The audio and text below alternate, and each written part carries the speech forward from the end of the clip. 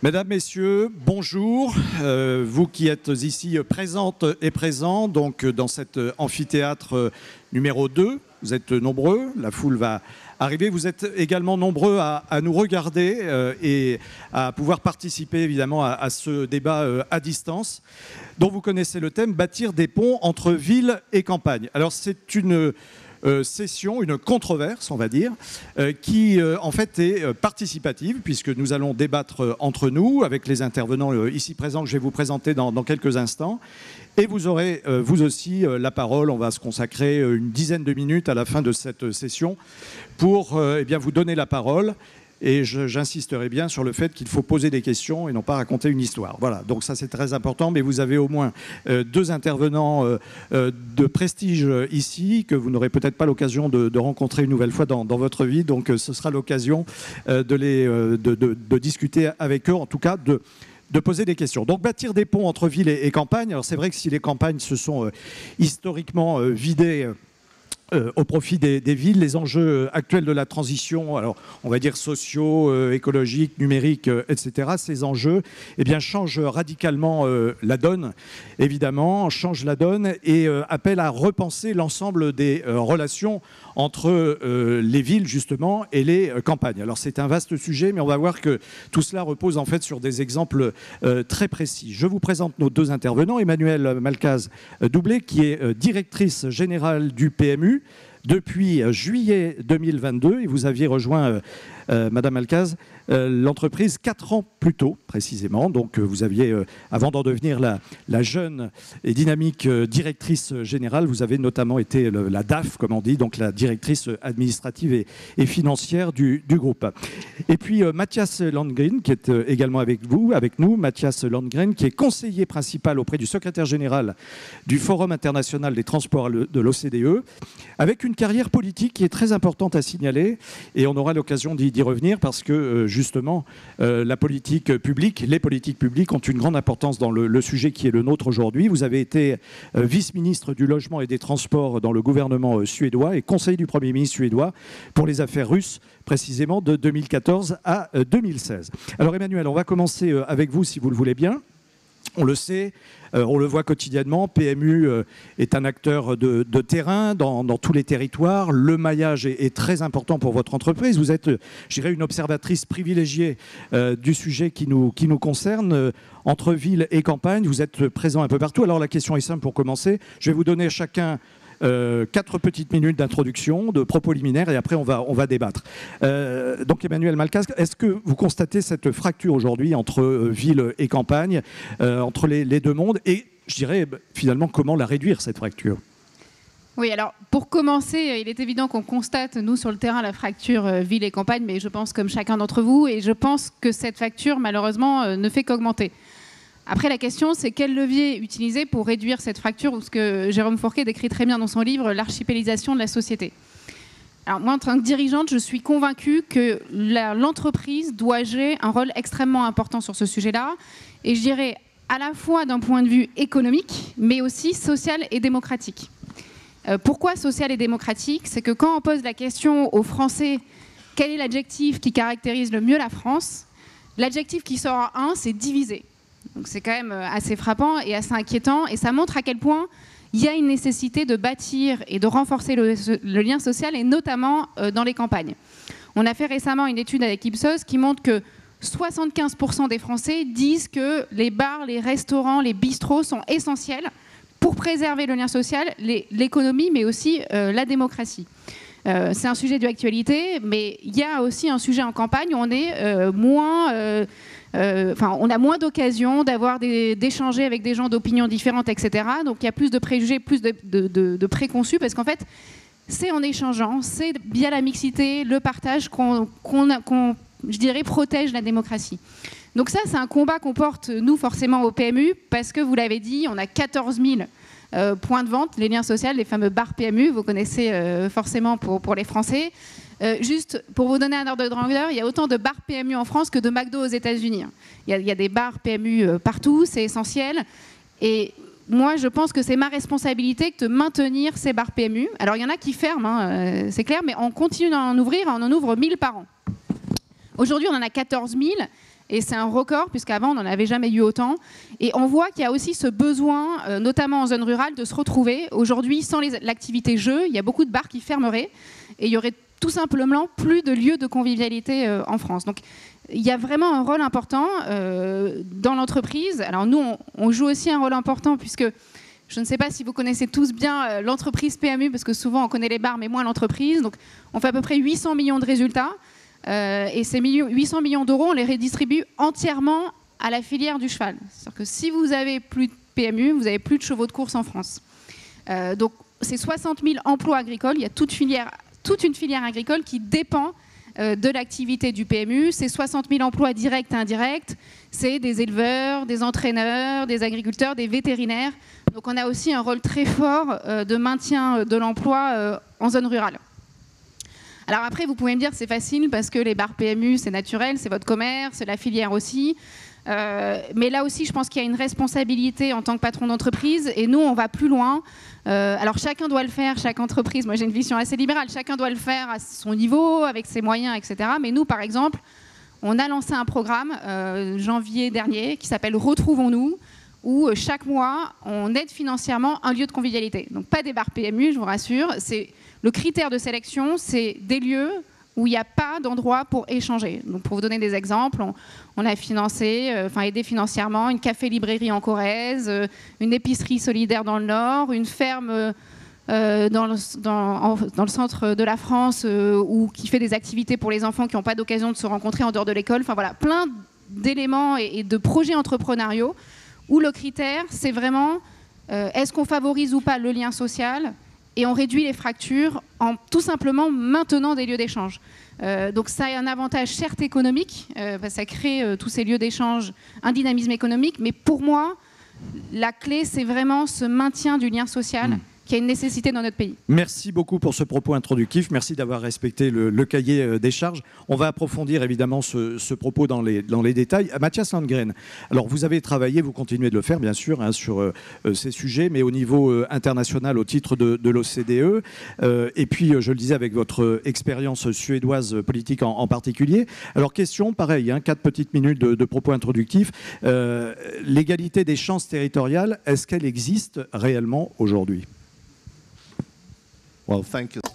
Merci beaucoup de m'accueillir dans ce forum. Je suis très honoré. La prochaine fois, j'essaierai de m'adresser à vous en français. OK. Quoi qu'il en soit, je pense que ce sujet, c'est quelque chose qui est tellement essentiel aujourd'hui. Particulièrement, nous avons des élections. Vous qui vient de terminer en Grande-Bretagne, vous avez dimanche une élection essentielle. Et lorsque l'on analyse les résultats des élections, parce que c'est cette élection qui s'est faite en Grande-Bretagne qui va passer en France, va affecter non seulement votre pays, mais l'Union européenne et le monde entier surveille ce qui se passe en France actuellement. Et pour être très honnête, lorsqu'on commence à analyser les résultats des élections, je ne serais pas étonné de voir que ce sujet qu'on discute aujourd'hui est en fait un sujet très très important pour assurer que vous maintenez le pays ensemble, et il faudra expliquer pourquoi dans certains partis ont gagné beaucoup de voix et ou sont de plus en plus reconnus dans la population, que ce soit à l'extrême gauche ou à l'extrême droite. Je pense que ce sujet est en fait c'est un sujet clé pour comprendre ce qui se passe maintenant. Comme Emmanuel l'a dit, j'essaie d'être un fonctionnaire, je suis moins bon.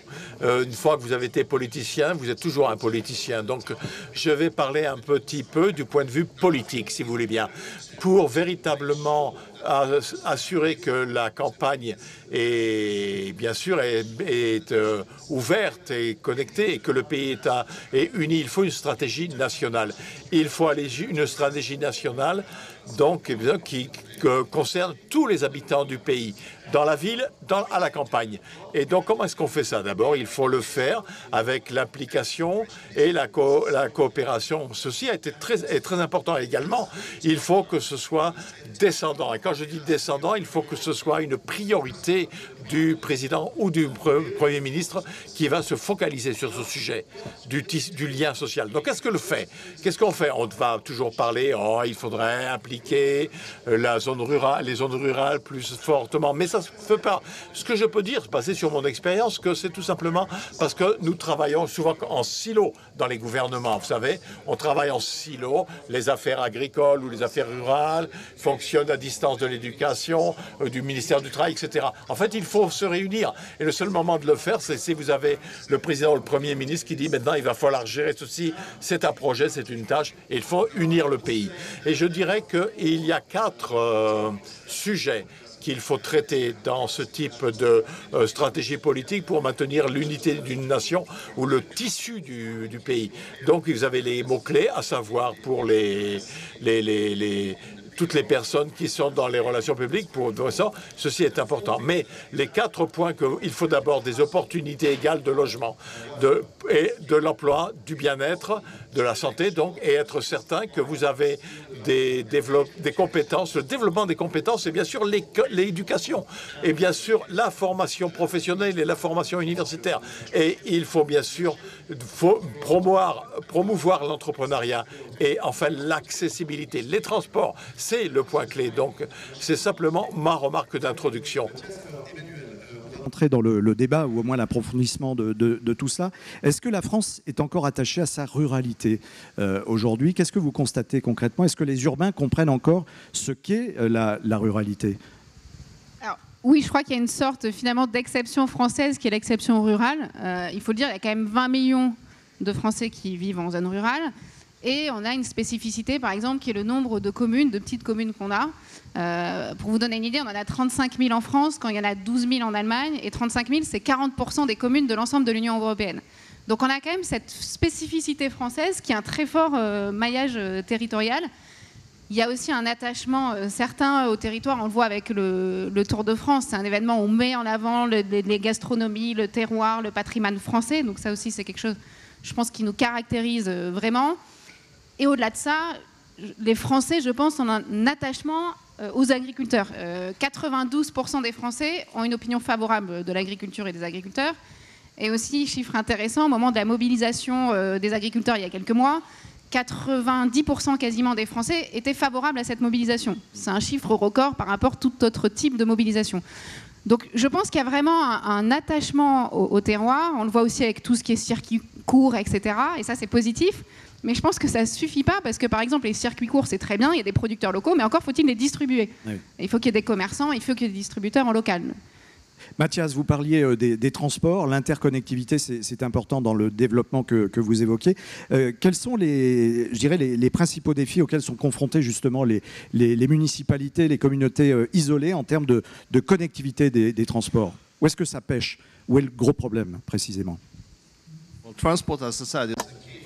Le transport, c'est une clé. Si vous n'avez pas de transport, vous ne pourrez pas étendre vos activités. Vous ne pourrez pas être certain que les zones rurales se développent. Il faut trouver des systèmes de subvention pour être certain que les zones rurales sont connectées. Vous devez également faire des connexions intelligentes. Et il faut également trouver des systèmes de façon à pouvoir aller à l'école, pour aller au centre commercial, à l'hôpital, au dispensaire. Une autre chose qui est très importante et qui est apparue avec le Covid, c'est l'accès à Internet. Vous devez avoir d'abord des connexions à Internet. En Suède, nous avions une stratégie de développement de l'Internet pour connecter tout le pays. Et comme vous le savez, c'est un pays très long. Donc, et nous avons 90% doivent être connectés avec l'Internet à haut débit. Et ça, c'est ce qui se passe maintenant. Et cela veut dire également que vous pouvez commencer à travailler à distance et cependant vivre à la campagne. Et si vous vivez à la campagne, cela, bien sûr, veut dire que la municipalité va toucher des impôts, va pouvoir, on peut avoir peut-être un bar PMU ou pas, peu importe, mais vous aurez une épicerie, etc. Donc c'est ça qui est important. Le transport est fondamental et c'est souvent oublié lorsque le gouvernement développe ses politiques. N'oubliez pas cela. Malcaz-Doublé, quelle est la cause, selon vous, profonde de la fracture entre ville et campagne? Alors évidemment sur tous les sujets qui concernent l'économie, le social, la qualité de vie, la démographie également. Quel est votre regard? Ouais, alors déjà, je vais rebondir sur ce qu'a dit Mathias quand il parle du télétravail. C'est une certitude, mais je pense que c'est une fausse idée de se dire que post-Covid, les gens sont allés à la campagne et que ça a résolu les problèmes. Oui, il y a du télétravail, mais déjà certains sont revenus en ville et c'est aussi les résidences secondaires, etc.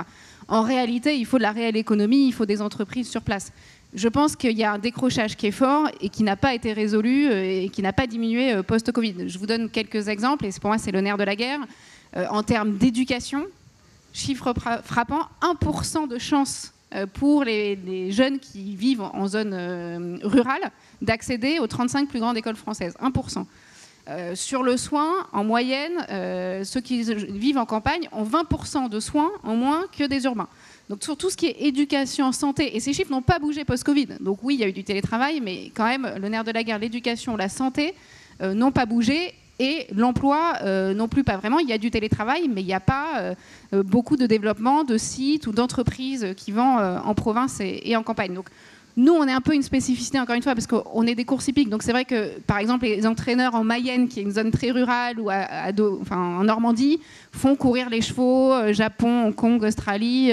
Donc tant mieux, la filière française fait que, comme on est premier exportateur mondial, les gens arrivent à vivre en zone rurale et à voyager, et à bénéficier de la mondialisation et de l'internationalisation, mais c'est assez rare malheureusement. Alors on va voir le rôle de la puissance publique, justement, comment elle peut vous accompagner, parce que vous êtes une entreprise privée, vous êtes implanté, vous le dites effectivement, de manière très importante partout dans les territoires, mais il y a aussi besoin d'une politique publique. Alors Mathias, de ce côté-là, vous avez encore une fois cette expérience politique en Suède. Comment, selon vous, les gouvernements, quels qu'ils soient aujourd'hui en Europe, peuvent améliorer justement l'inclusion sociale et ce dont vous parliez, l'accès aux services essentiels pour les communautés éloignées finalement?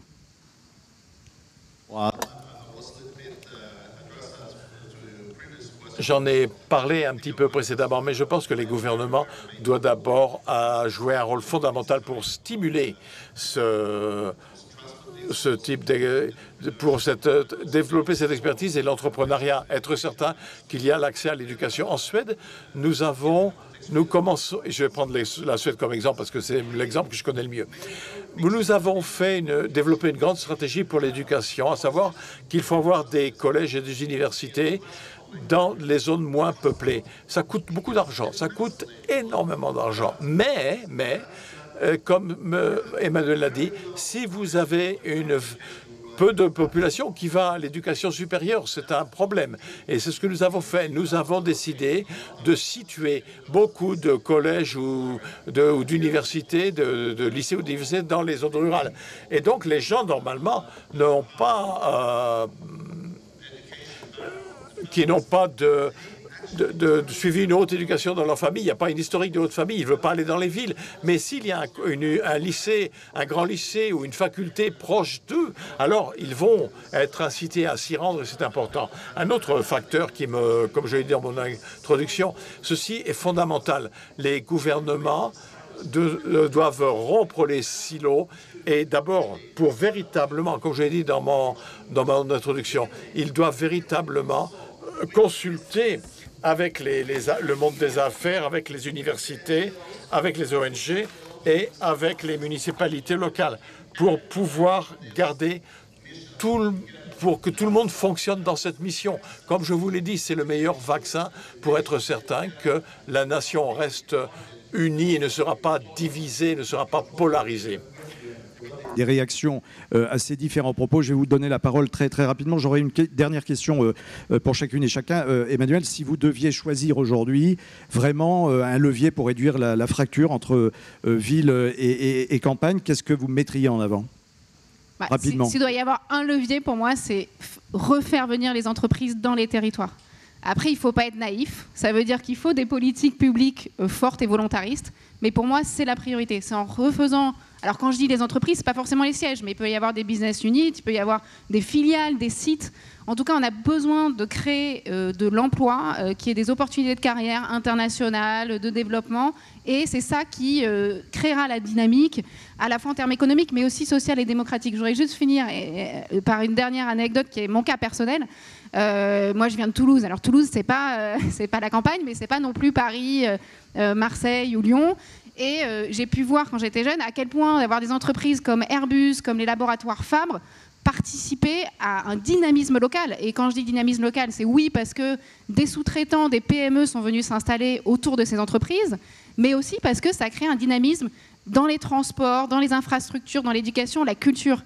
Et je suis sûre que le fait d'avoir ces entreprises m'ont permis d'ouvrir le champ des possibles parce que ça crée une dynamique. Donc s'il y a une idée, c'est faire revenir les entreprises dans les territoires. On a bien noté, le message est lancé en tout cas. Mathias, même question, s'il y avait une priorité à choisir, si vous reveniez aux affaires par exemple en Suède, et si on pense européen, et ni suédois ni français, quelle serait la mesure prioritaire ?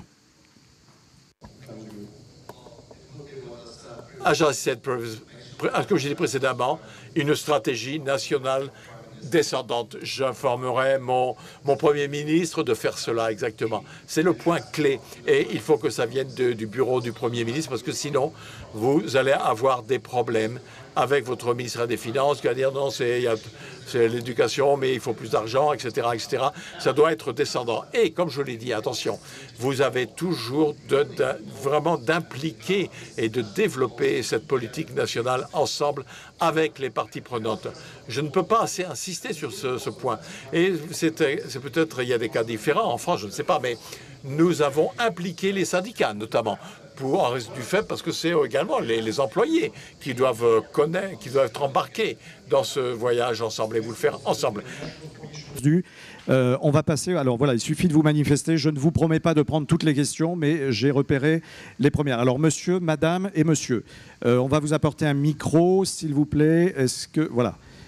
Donc madame va vous apporter un micro, monsieur ici au deuxième rang ici, troisième, pardon, voilà. Et ensuite on ira vers la dame là-bas qui lèvera la main. Monsieur, très rapidement, vous vous présentez, posez la question très rapide. Bonjour, je m'appelle Antoine Gonzalez, je fais partie du 1% que vous avez cité, issu des territoires ruraux qui sont entrés à Sciences Po. Ma question, elle est très simple. C'est comment on fait quand une entreprise comme le PMU, pour passer d'une logique d'opportunisme, où on va faire un peu comme un peintre, du pointillisme, une fois en Corrèze, on va donner un petit peu, une fois dans la Picardie. Comment on fait quand on a des entreprises comme le Crédit Agricole aussi, qui sont légitimes à aller sur ce genre d'action, pour passer à une logique de stratégie, de fond. Et comment est-ce qu'on fait dans un contexte qui est politique, celui qu'on connaît, pour aller sur des questions qui sont aussi en dehors de économique, politique, et s'assurer que les ruralités sont comprises. Merci pour cette question. Alors peut-être Emmanuel ? Oui, alors pour répondre, nous, on a tout un ensemble. L'exemple que vous avez pris, c'est des aides qu'on fait en plus, mais on a 3 dimensions. On a les 14 000 bars partout en France, donc c'est des emplois, c'est de l'économie, qui sont les lieux d'échange, mais aussi des lieux économiques. Vous qui venez de zone rurale, vous savez à quel point c'est important d'avoir ces lieux-là. On a créé des directions régionales, donc des vrais centres où on a des emplois. Il y a 400 salariés PMU partout en France, donc c'est aussi ça, des opportunités avec des postes intéressants. Parce que moi, je pense qu'il faut, comme je vous l'ai dit, des emplois intéressants pour des cadres en province. Donc c'est ce qu'on fait en créant des directions régionales. Et après, nous, on a quand même 60 000 emplois en zone rurale. Donc nous, on est un fort employeur. Et sur tout ce qui est votre aspect social-démocratie, moi, encore une fois, je pense que c'est en échangeant, en confrontant des idées, donc c'est par les lieux. Donc on y contribue de façon globale. Les exemples que vous avez pris, c'est qu'en plus de tout ça, on aide financièrement des projets qui nous tiennent à cœur. Mais il y a une logique globale et pour moi, la priorité, encore une fois, c'est créer de l'emploi et c'est ce qu'on fait au PMU. Merci Emmanuel Malcaz. Madame, vous avez la parole. Vous vous présentez rapidement, s'il vous plaît. Vous pouvez vous lever pour qu'on vous voit et vous poser une question très concise. Merci. Oui, alors, très simple. Pourquoi est-ce qu'on ne connecte pas toutes les idées qu'ont des villages ? Je connais un village, par exemple, où ils ont réussi à arrêter le déclin du village en créant une 6e, une 5e. Maintenant, ils ont jusqu'au lycée. Ils ont créé un foyer logement. Ils ont créé un village 3e âge. Ils X trucs et pourquoi est-ce qu'on ne connecte pas toutes ces idées? On a bien compris votre question, madame. Deux, pour les questions de transport, s'il y avait un programme à disposition de toutes les campagnes pour que les gens puissent faire du covoiturage facilement et utilisons les voies de chemin de fer. Okay. Il y a X façons de les utiliser. Merci madame. Mathias, expérience suédoise et plus large. Vous avez raison, madame. Vous avez raison, madame. C'est bien sûr, ceci doit être appliqué par les municipalités et les gouvernements. Mais c'est plus simple si le haut, le Premier ministre, qui dit « Voici, c'est notre priorité, on va descendre ». Et bien sûr, ce sera un levier pour les municipalités. Ils ont l'autorité pour le mettre en œuvre. Sinon, c'est très difficile. Lorsqu'on en revient au covoiturage, bien sûr, c'est quelque chose, bien sûr, qui peut être subventionné si on veut. Bien sûr, les municipalités peuvent lancer des initiatives. Mais par exemple, si vous voulez des voitures électriques, etc., donc on peut avoir un système des groupes, des systèmes de recharge dans des zones spécifiques dans les zones rurales. C'est faisable. On l'a fait en Suède. On essaie d'être certain que toutes les zones vont être électrifiées, mais dans les zones rurales, c'est important. Donc vous avez raison, madame, mais que ça doit venir d'en haut. Ça doit venir d'en haut et descendre. On va prendre une toute dernière question. Je précise qu'après, vous pourrez quand même, je vois madame que vous êtes déçue, je sais, pardon, mais vous pourrez discuter en direct, peut-être un petit peu plus longuement même avec les invités juste après la table ronde. Mais monsieur, on vous écoute très rapidement, présentation et questions. Bonjour, je m'appelle Alexandre Pastor et j'ai une question sur l'aspect les quartiers et la ruralité se ressemblent beaucoup dans plein d'aspects. Et comment on fait pour avoir un récit commun entre ces différents territoires et faire en sorte qu'on puisse tirer dans le même sens et montrer qu'on se ressemble et qu'on peut faire des choses ensemble. Alors Emmanuel? Ouais, non, là, je partage le fait que ça se ressemble. Nous, les bars PME, on en a beaucoup dans les quartiers comme dans les zones rurales. Donc, je pense qu'il y a les mêmes sujets d'écart, les santé, l'éducation, etc. Donc, je vais vous répondre la même chose que j'ai répondu avant, parce que pour moi, c'est les mêmes remèdes. C'est-à-dire que c'est de l'emploi, du dialogue social, du partage, et comment on arrive à faire venir des nouveaux, plus d'emplois et plus qualifiés dans ces zones-là, et le lien social. Pour moi, c'est exactement les mêmes mots. Et donc, on peut appliquer, alors même s'il y a des spécificités. En tout cas, il y a beaucoup de remèdes qui sont communs et je partage ce point de vue. Merci infiniment. Bravo, on peut vous applaudir parce que témoignage et action concrète. Merci beaucoup. Merci Emmanuel Melcaz-Doublé. Merci Mathias Lundgren. On passe à la session suivante. Merci de votre attention, mais vous pouvez continuer à discuter avec nos invités sur le côté de la salle si vous pouvez libérer le devant pour qu'on puisse changer de plateau. Merci à vous.